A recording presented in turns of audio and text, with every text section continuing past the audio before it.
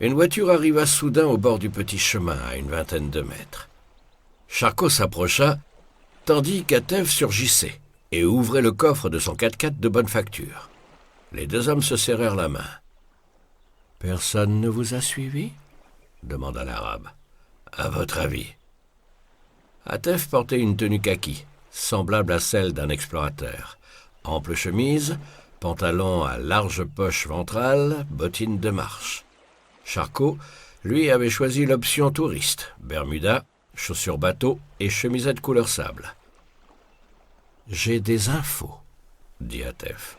« On va se rendre dans le quartier des chiffonniers. Il y a un hôpital là-bas, le centre Salam. »« Un hôpital ?» Vous cherchiez un point commun entre les victimes, c'est celui-là. Les filles étaient toutes allées dans des hôpitaux de la ville, presque en même temps. C'était l'année précédant leur mort, en 1993. Et l'une d'elles, Boussaïna Abderrahman, s'est rendue précisément au centre Salam. Pour quelle raison? Mon oncle l'ignore. Mahmoud ne lui en avait pas parlé très précisément. Mais nous n'allons pas tarder à le savoir. Charcot l'avait pressenti.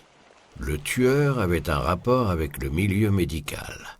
L'acide légiste, le procédé d'énucléation, la kétamine. Et à présent, les hôpitaux. La piste s'affinait. L'arabe s'empara de la manivelle du cric, qu'il frotta dans un chiffon.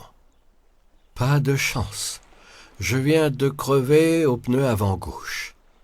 C'est censé ne jamais arriver avec ces voitures japonaises. Je répare ça et enfile. Charcot se décala pour constater l'ampleur des dégâts. Son crâne lui sembla alors se fragmenter en morceaux. Un coup venait de le coucher au sol.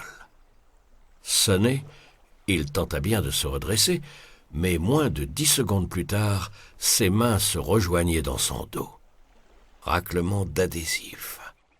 Atef lui ligota les poignets et lui fourra un chiffon dans la bouche qu'il entoura de plusieurs épaisseurs de scotch. Il lui piqua son portable.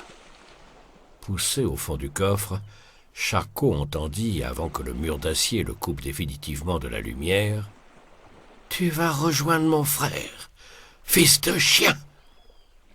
Le véhicule démarra. Instantanément, Charcot comprit qu'il allait mourir.